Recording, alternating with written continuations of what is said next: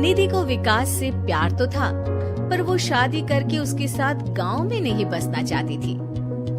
मुझे गांव अच्छा लगता है, पर दिक्कत यही है कि मैं वहाँ रह नहीं पाऊंगी। मुझे वहाँ के माहौल के बारे में कुछ भी नहीं पता है। अरे माहौल में ढल जाओगी तुम, थोड़ा टाइम तो लो। और विकास गांव में ही रह के ऑर्गेनिक खेती करता है, इतना अलग काम है। और यहाँ शहर में क्या है, कितना प्रदूषण और भीड़ है यहाँ। पर विकास यहाँ आके भी तो खेती कर सकते हैं ना। अरे शहर में एक प्लॉट लेने में जिंदगी भर की कमाई चली जाती है, खेत कैसे लोगे? सोच ले निधि, विकास गांव का है, वहीं उसका काम भी है। तेरे पास कोई नौकरी भी नहीं है, ना ही तुझे कभी काम करना था। मुझे कुछ समझ में नहीं आ रहा, मुझे अकेला छोड़ दो। उसी दिन निधि विकास से मिलती है। यार मेरे सारे दोस्त यही हैं। अरे दोस्त तो गांव में भी बन सकते हैं ना निधि। गांव के लोगों से कैसे दोस्ती कर पाऊंगी? मैं भी तो गांव का हूँ, मुझसे प्यार हो सकता है तो वहाँ के लोगों से दोस्ती भी हो ही सकती है ना।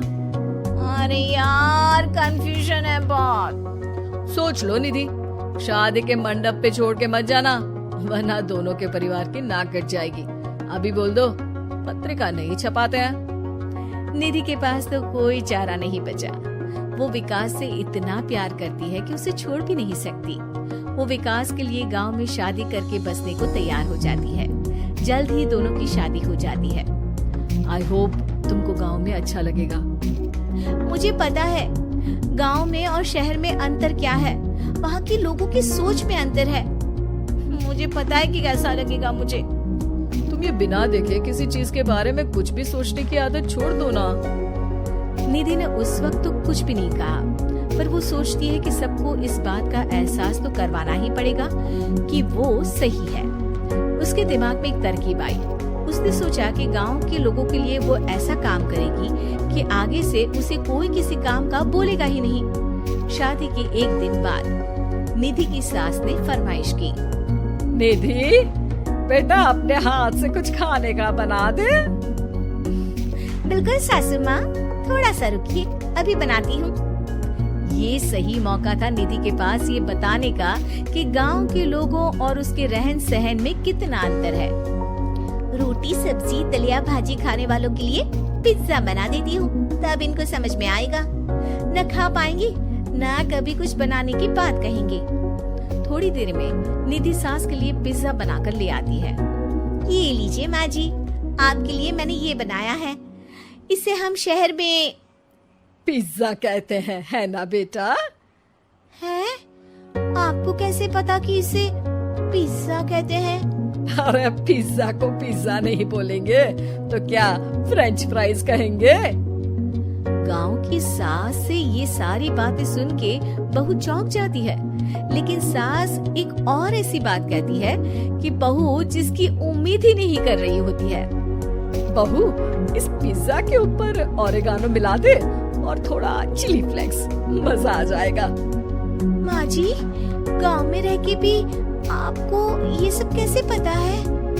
अरे यूट्यूब टीवी सब खबर रखते हैं हम भी। इंटरनेट है जहाँ, जानकारी है वहाँ। अरे वाह माँ जी। अरे अभी वहाँ मत बोल, अब जब मैं पिज्जा का फोटो लेके फेसबुक पर डालूंगी ना, तो वहाँ कमेंट में जाकर वहाँ बोलना, ठीक है? ठीक है माँ जी। अरे ठीक है माँ जी की जगह ओके मम्मी या ओके मम्मा बोल दिया करना। है? ठीक है, मतलब ओके मम्मा। निधि का तो सर ही घूम जाता है। इतना शहरी बर्ताव तो शहर में रहने वाली निधि की माँ का भी नहीं था। वो शाम को अपने पति से पूछती है, विकास तुम्हारी मम्मी तो काफी कूल है यार। पिज्जा में क्या डालते हैं, फेसबुक पर क्या डालते हैं, सब कुछ पता है उन्हें तो। हमारे बड़े पापा के लड़के रहते हैं शहर में, बस उनके बच्चे आए थे गांव में गर्मी की छुट्टियां मनाने। उन्होंने माँ को एकदम शहरी बना दिया। उनका फेसबुक अकाउंट भी है, इंस्टाग्राम भी है और टिकटॉक बैंड हो गया, वरना वो भी बनाती थी। तभी सास वहाँ आ जाती है।